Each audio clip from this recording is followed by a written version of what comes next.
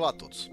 Hoje nós vamos continuar falando sobre o livro Conspiração do Gênesis 6, como as sociedades secretas e os descendentes dos gigantes planejam escravizar a humanidade. Eu estou sem o livro aqui, certo? E a gente vai tentar fazer nesse formato.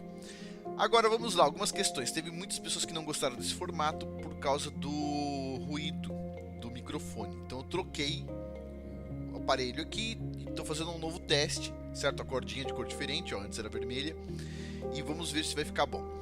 A vantagem desse novo formato é que eu consigo gravar mais vídeos. Eu estou tentando me adaptar para gravar mais vídeos, mas vamos lá. Então é o seguinte, ó. Serpentes e Dragões, parte 2, dando continuidade à última parte.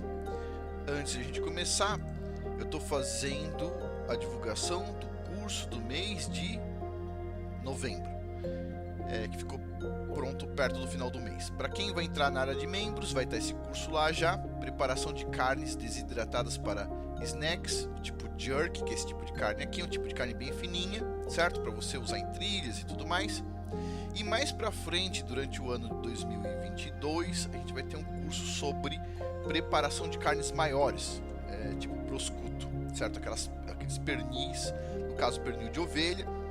E é uma forma assim de guardar por mais longo prazo. Esse snack aqui, o beef jerky, ele é um snack que tem uma duração menor. Então, no máximo, se você colocar o sal certo, que é o sal de cura, não o sal de cozinha, se você colocar numa condição certa, que é embalagem a vácuo e tudo mais, perfeito, tudo perfeito.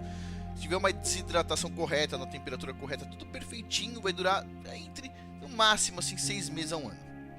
Okay? Mas o ideal é consumir antes. Agora, para você guardar carne por mais de um ano, aí você precisa de um tipo diferente de carne, um tipo de corte diferente, que a gente vai falar depois. Pois bem, e eu estou fazendo divulgação até o dia 31 de dezembro da área de membros. Depois disso, quem está lá dentro, continua lá dentro, vai continuar com os cursos normais, vai ter todo mês curso novo, mas não vai estar sendo aceito novas pessoas lá dentro a partir do dia 31 de dezembro. Eu não vou estar mais fazendo divulgação também. Então quem tiver interesse, tem muitos cursos lá, custa $7 por mês. E até o dia 31 de dezembro você pode estar se inscrevendo lá na área de membros. Então tem vários cursos de negócio, a arte do preço, a diferença dos preços, a diferença entre lucro e prejuízo, brainstorm para negócios, a arte da imperfeição para o crescimento pessoal e profissional. Esse aqui que é para startups, especificamente, é um curso muito interessante. E tem outros tantos cursos aqui, certo? E é válido até o dia 31 de dezembro. Depois de 31 de dezembro fica fechado. Então, estou fazendo essa divulgação um pouco maior durante esses vídeos, porque eu vou fazer só até o dia 31 de dezembro e depois a gente para com essa divulgação aqui. Pois bem, então vamos lá. Olha só, Serpentes e Dragões. Esse capítulo aqui tem muitas coisas que eu não concordo. Eu já vou explicar para vocês o porquê eu não concordo. Porque a gente fez, na verdade, aqui um estudo muito maior do que este aqui sobre o Leviatã. Então, vamos dar uma olhadinha no que ele diz, mas eu vou já falar porque eu discordo. Então diz assim, ó: a serpente reinou sobre todos os animais antes do Criador Yahweh criar Adão, o novo homem. Então ele está dizendo que antes de Adão a serpente tinha autoridade sobre os animais. Desculpa, não. Tipo, isso aqui é a história da própria serpente. Não, a serpente não tinha autoridade nenhuma. Quem tinha autoridade foi Adão e acabou, tá? A serpente gostaria muito de ter autoridade, mas ela não teve autoridade. Pois bem, na verdade, Adão era um novo homem, um homem sobre o qual as serpentes não reinavam mais. Visão dos ocultistas aí. Adão era um novo pedigree e de alguma forma diferente dos humanos do sexto dia, pois Adão foi criado como um único ser exclusivamente projetado para um destino separado, enquanto Eva foi criada posteriormente a partir da costela de Adão para fornecer um companheiro adequado do mesmo DNA e linhagem. A gente já vai entender o que ele quis dizer com isso. Eles estão falando que tinham os novos humanos vindo de Adão e tinha uma classe anterior. Eu já vou contar para vocês qual que é o erro disso. Pois bem, esta conclusão é apoiada pelos cabalistas. Os cabalistas são problemáticos, hein? Que, de acordo com Karen Armstrong, identificou claramente duas narrativas distintas para a criação humana, onde o Criador criou a humanidade em Gênesis capítulo 1 e então criou Adão para uma missão especial no capítulo 2. Evidências adicionais derivam da crença de que Caim tomou uma esposa dentre essa linhagem separada de humanos, ou seja, a linhagem anterior, certo? Gênesis 4, versículo 17. Visto que não havia registros de Adão tendo quaisquer outros filhos daquele ponto, além de Abel, e não tinha nenhuma filha. Então vamos a alguns pontos aqui. Ponto número 1. Já tem essa discussão lá pelo Israel United in Christ e o IC. O bispo Nathaniel fez uma discussão muito ampla sobre isso aqui. E ele pega vários versículos bíblicos para mostrar que Adão e Eva, os primeiros filhos que eles tiveram quando caíram, era Caim e Abel. Mas eles tiveram outros filhos antes. Por quê? Porque, no caso, Caim construiu uma cidade. Então, construiu uma cidade para quem? Né? Então, os filhos que tiveram no céu, que caíram junto com Adão e Eva, esses não estão na contagem bíblica aqui na Terra, neste plano aqui. Ponto número 1. Ponto número 2. Independente se Adão e Eva tiveram filhas, todas as linhagens que são comentadas na Bíblia são linhagens patriarcais, ou seja, não incluem as filhas, okay? Mas isso aí eles também tiveram no Jardim do Éden antes de cair. Mas mesmo assim, não contaria. Se tivesse tido aqui nesse plano filhas, só aparece filha na Bíblia quando, por exemplo, lógico, tem os casamentos, né? E tem também quando é uma mulher assim muito especial, como por exemplo a juíza Débora. Também tem alguns casos, por exemplo, quando a filha de Jacó passou por um momento assim onde ela foi, vamos dizer assim, violentada aí por um grupo de pessoas. Ou seja, quando aconteceu alguma coisa que justificou depois os israelitas irem lá e fazer outra coisa contra aquele povo. Então, não aparece assim quantas filhas cada um dos patriarcas tiveram. Okay? Pois bem, então assim, isso aqui é uma confusão. Ela é criada pelos cabalistas. Muitas pessoas pensam que o que os cabalistas dizem é lei, etc. Tal. Esses caras são místicos, certo? Eles pegam um monte de ocultismo de várias coisas antigas e juntam lá, fazem um mix. Mas não é o que está na Bíblia especificamente. Ah, Afonso, mas essa questão de Adão e Eva terem filhos no Éden, está na Bíblia? Puxa vida, cara. Tem um estudo que mostra que sim, que está na Bíblia. Só que você tem que pegar passagens diferentes e depois mostrar que cada uma delas estavam conectadas. Eu vou mostrar esse estudo para vocês. Eu tenho que traduzir do inglês para o português, vai demorar um tempo enorme, porque eu estudo de 1 hora em inglês, eu vou ter que traduzir, etc. Tal, mas vai ter aqui no canal também, ok? Então é isso, mas o pessoal confunde aí. Continuando. Olha só, isso fica ainda mais em alinhamento à justificativa para o Rosa Crucis, a marca de Caim, depois que Caim foi banido do Éden, pois Caim estava claramente com medo de que outros humanos o matassem, onde ele disse assim: serei um vagabundo inquieto na terra e quem me encontrar me matará. Então Caim estava preocupado, isso está registrado na Bíblia, certo? Quem ia matar ele? Pois bem, eram os irmãos dele que nasceram já no Jardim do Éden, caíram junto com Adão e Eva, assim como não caiu só eles, caiu toda a criação, caiu todos os animais, todo mundo baixou o nível, ok?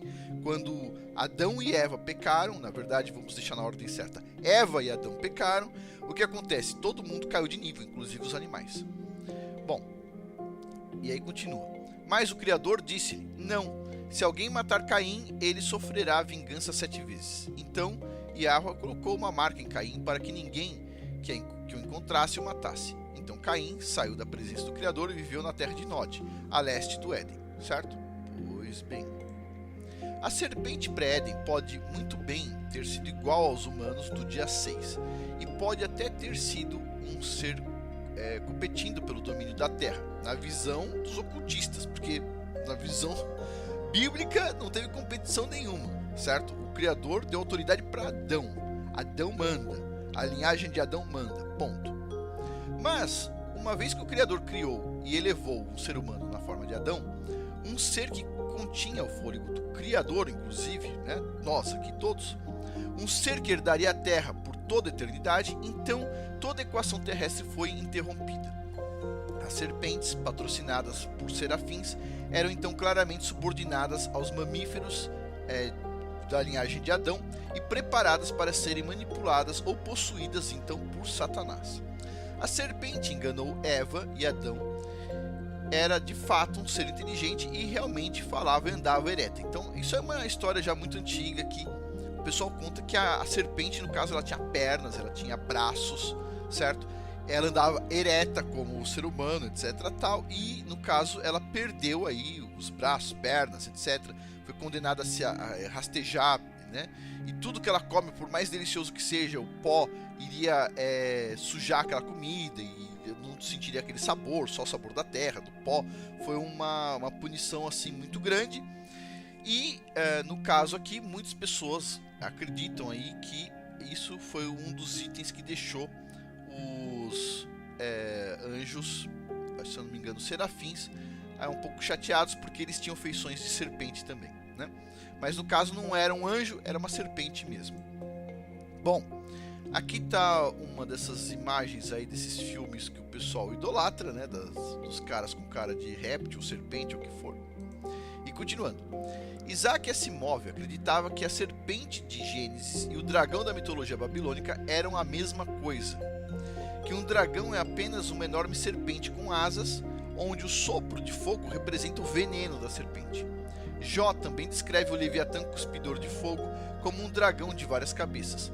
Um dragão conhecido também na tradição grega como Hidra. Okay. O Novo Testamento em inglês de hoje observa que a serpente foi um nome dado ao dragão que apareceu no Apocalipse. Finalmente, de acordo com Nelson, um dragão é uma besta imaginária, uma palavra usada para descrever serpentes marinhas, terrestres ou serpentes e crocodilos. Ok. Bom, portanto, que seja entendido de uma vez por todas, ele diz. Os dragões são uma espécie de serpente na história pré-diluviana, lenda e alegorias relacionadas. Assim, o dragão barra serpente barra crocodilo, porque tem o crocodilo lá no pessoal dos egípcios, essas coisas todas, cada povo tem uma alegoria diferente, né? Era a besta mais apropriada que os panteístas poderiam ter planejado para sua realeza messiânica, refletindo a lealdade do capeta, Satanás, e os anjos serafins, né? Ou a parte deles que caíram, né? O Novo Testamento em inglês de hoje observa que o dragão é considerado pelos modernistas como uma besta imaginária, né? Quando ele diz aqui, são os comentários do Novo Testamento que o pessoal coloca. Entendida como um enorme lagarto, que também é chamado de serpente, aparecendo na Bíblia como o diabo, assim também conectando a realeza do dragão ao seu patrocinador, o capeta. Bom, o dragão barra serpente pré-diluviana era então o animal majestoso da realeza antes do Éden.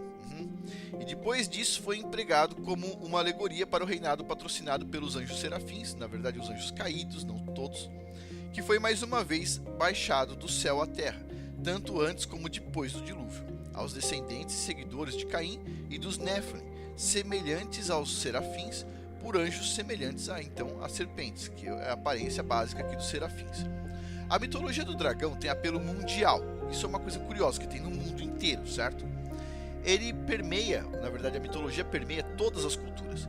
Todas as culturas têm um nome para dragão, mesmo que o animal não possa provar que existiu. Então é uma coisa interessante. Ninguém pode provar que um dragão existiu, certo? Mas todas as culturas, por acaso, tiveram a mesma alucinação de criar uma palavra para algo que não existe e falar mais ou menos como é que é esse ser que em tese não existe. Sei, não existe, claro que não. Vamos lá. Então aí tá um negócio de filme, né, que todo mundo idolatra, a gente já vai entender um pouco sobre isso aqui. E olha só, monstros parecidos com dragões aparecem inexplicavelmente em culturas remotas, totalmente isoladas, como os Hopi, os Huron e Zuni. Os mitologistas Calvert, Watkins e Joseph Fontaine-Rose veem os padrões duradouros da mitologia do dragão como um enredo mítico fundamental da civilização ocidental. Mas na verdade também tem no Oriente, certo? A história das histórias, enquanto Fontaine-Rose defende ainda que a mitologia do dragão é uma expressão de um dualismo cósmico essencial, politeísmo, blá blá blá blá blá blá, nada a ver. Vamos lá. Drakon, a palavra Drakon, era a palavra grega para dragão, que significa o quê? Serpente, assim como as antigas palavras sumérias Uzungal e Uzungal traduzem como então serpente e são metáforas em louvor de deuses e reis. Sei, deuses serpentes, reis serpentes, com a carinha de serpente, sei.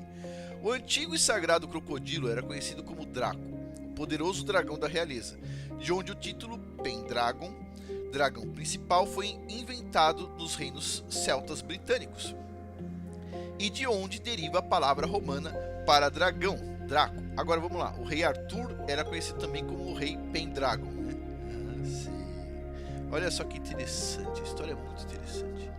Vamos lá. Draco é latim para dragão e derivado da palavra grega dracônia, que foi originalmente descrita na antiguidade como uma criatura parecida com uma serpente com asas.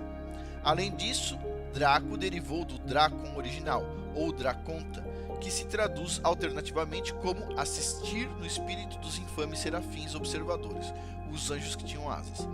A posteridade angelical, o Nephilim / Anunnaki, eram lembrados na antiguidade como observadores, watchers, governantes e reis, e todos pareciam que serpentes ou dragões. Por quê? Porque os serafins, eles têm o rosto de serpente, eles têm a feição de serpente, só que eles têm asas, certo? Pois bem. Aqui uma dessas coisas esculpidas antigas, né? Mostrando o que? É que parece que tem asa aqui de anjo, mas olha só, o rosto o pessoal pode confundir como serpente ou como crocodilo, né? Na cultura dos egípcios aparece um ser com pernas, asas e o rosto de crocodilo e mãos, braços, tudo direitinho. Bom, continuando. Além disso, formas variantes de serpentes répteis com asas provavelmente também prosperaram antes do Éden, sugerido pelo fato de que numerosas lendas registradas, as asas foram removidas da serpente junto com outras partes do corpo. O dragão também era um símbolo antigo de poder e heróis adotados pelos reinos pré-diluvianos e pós-diluvianos também. Jonathan Evans observa que os dragões eram maravilhas simbólicas do mundo, e Tolkien os descreve como parte do perigoso reino das fadas, contos de fadas, literatura de fantasia e ficção imaginativa. Então, se você está contando continhos de fada para seus filhinhos, saiba qual é a origem deles. Todo conto de fada tem algo sobre o reino das fadas, que na verdade não tem nada de fadinha, ok? É melhor você começar a aprender um pouco a Bíblia e contar sobre os eventos bíblicos, ao invés de contar sobre os contos de fadas, que os controladores te ensinam, tá bom? Vamos lá. Além disso, formas... Opa, desculpa, não pulei aqui de slide. Vamos lá, tá aqui, ó. Nossa literatura e entretenimento transbordam de alegorias secretas que disfarçam intrigas. Aparentemente, o dragão era a metáfora-chave para a linhagem patriarcal masculina, e eu discordo porque não é patriarcal nem masculina, certo? É uma linhagem angelical. Não concordo com o termo patriarcal, porque patriarcal é exclusivo para homens descendentes de Adão, ok? Então não é patriarcal, penso que é angelical. Enquanto a fada representava a linhagem matriarcal feminina. Isso eu concordo porque os anjos tiveram relação com as mulheres, então no caso matriarcal feminina. Assim, o antigo deus crocodilo egípcio era simbolizado pelo deus Sobek, deus entre aspas, certo? Mas também era chamado de Messé, enquanto seu equivalente mesopotâmio era Mus-Hus, um quadrúpede gigante e serpentino, provavelmente o mesmo que Musu-Angal, o sumério para serpente. Ok. Então tá aqui essa imagem aqui, se eu não me engano essa aqui é do Egito. Então você vê aqui, parece que é um corpo de um homem, e você vê aqui uma cara de jacaré, de crocodilo, o que for. Ou talvez de uma serpente, vai saber. Uma coisa bem esquisita, certo? Mas vem a questão, será que todas essas culturas, eles criaram da mente deles a mesma alucinação em lugares separados do mundo? Como é que será que aconteceu isso, hein? Boa pergunta, né? Vamos lá. A realeza mesopotâmia e egípcia eram chamadas de dragões porque eram ungidos com a gordura do Mus-Hus, ou Messé.